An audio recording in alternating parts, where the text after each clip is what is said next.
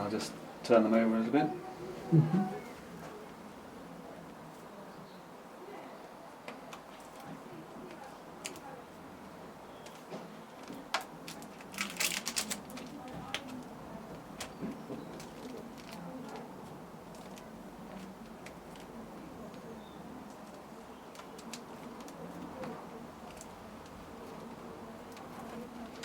Apart from these, there are many, many sketchbooks full of figures, and I sometimes have those on display, but it's difficult to show those as easily as everything else. Oh, thanks very much, Jeremy. One. I'm Jeremy, I'm part of Harrowham Studios, and my exhibition here is part of our 5th annual Harrowham Studios show. We like to start in the corner here. This picture here is of a Dutch barn, and it's a site of my first studio at a place near Reading called Purley, and it was a vineyard actually, and a very, very nice location, but unfortunately I had to leave there eventually when the place closed down. These pictures here are painted in Cornwall, as much of my work is. That's Talon Bay, a spot near Looe, very famous for its coloured rocks. It's green and pink shale-like rocks. That's a picture of a meadow by the Thames at Goring, which is the location of another studio of mine, an old boathouse there. A very serene and picturesque spot, and just an image of springtime in the woods. 3, 2, 1. More scenes of Talon Bay, favourite spot of mine, with these wonderful coloured rocks. And moving along here, we come to boats in the harbour at Looe Harbour, and the mill pond in Looe, looking up West Looe River.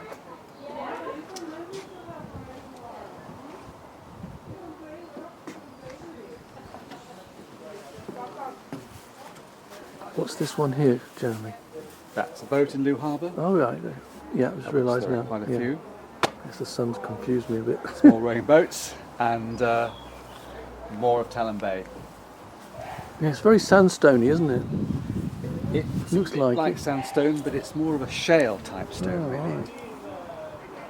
And it extends right from the north coast underground to Is that known as Jurassic outcrop. Cliffs or something there, isn't it? Jurassic Cliffs, that's farther west. Oh, right. That's near Swanage and Dorset. And Lyme Regis. This is another kind of work I do, just using charcoal and white pastel, and a combination of those on a kind of ivory background paper, and it works pretty well to create a lot of dimension and sort of a lively kind of image. This is a scene from a country house somewhere in Newbury, and country gardens are places which I'm quite fond of drawing. I've got to watch I don't get my shadow projected onto the pictures, otherwise that affects the image, although the camera can adjust. Yeah, that's an interesting one. This one So that's a box hedge, again one of these lovely country gardens with a view for the archway to sort of a walled garden behind. This is a picture of my own garden, or the back of the house, with these vines growing against the wall. These are watercolour images of female life studies, and some of us monocolour, a felt tip pen and a limited range of colour, and others are multicoloured like this one in the corner here. I'm just doing it very slowly actually. Trying to avoid. This is the one that's on your That's poster, the one isn't that's it? in the brochure. Yeah. Yes. It's very interesting. It's yellow. I'll just do this one now.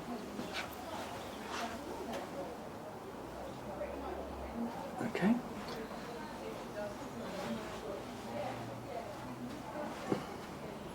Have you got any titles for these works at all? Very difficult to think up different titles, really, so I normally, or quite often, resort to the name of the model. Oh, I see. They don't usually mind. Okay. Right. Otherwise, it has to be a reclining figure or a sleeping figure or something like that. There's very little you can other you can think of, really. Mm. The image is the main thing, and what it conveys. Yeah. Figures wearing costumes, that's it makes a change to do that, because the costumes themselves, the clothes, lend another dimension to the whole figure, and they can be quite interesting from that point of view.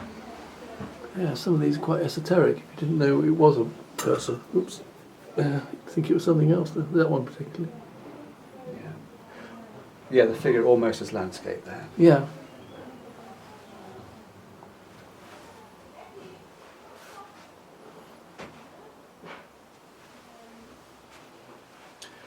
These three have got to really stay together. They form a triptych, Oh, right. and it would be a shame to separate them.